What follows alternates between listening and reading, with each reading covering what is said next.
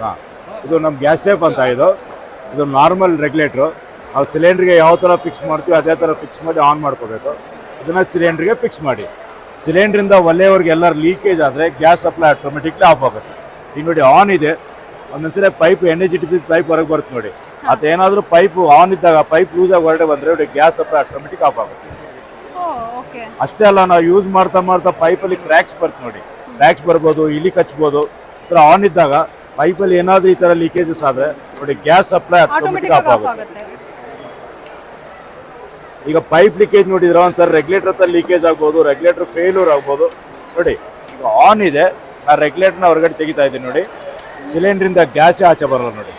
ನೋಡಿ ನಾವು ವಾಯ್ಸರ್ನ ಹೊರಗಡೆ ತೆಗ್ದಿದ್ದೀನಿ ನೋಡಿ. ಆ ಟೈಮಲ್ಲಿ ಏನಾದ್ರು ನಾವು ನಾರ್ಮಲ್ ರೆಗ್ಯುಲೇಟರ್ ಹಾಕಿದ್ರೆ ನೋಡಿ ಈ ಥರ ಲೀಕೇಜ್ ಆಗ್ತಾ ಇರುತ್ತೆ. ಅದಕ್ಕೆ ನೋಡಿ ನಮ್ಮ ಡಿವೈಸ್ ಆಗ್ತಾ ಇದ್ದೀನಿ ನೋಡಿ. 100% ಸೇಫ್ಟಿ, ಯಾವುದೇ ಕಾರಣಕ್ಕೂ ನೋಡಿ 100% ಸೇಫ್ಟಿ.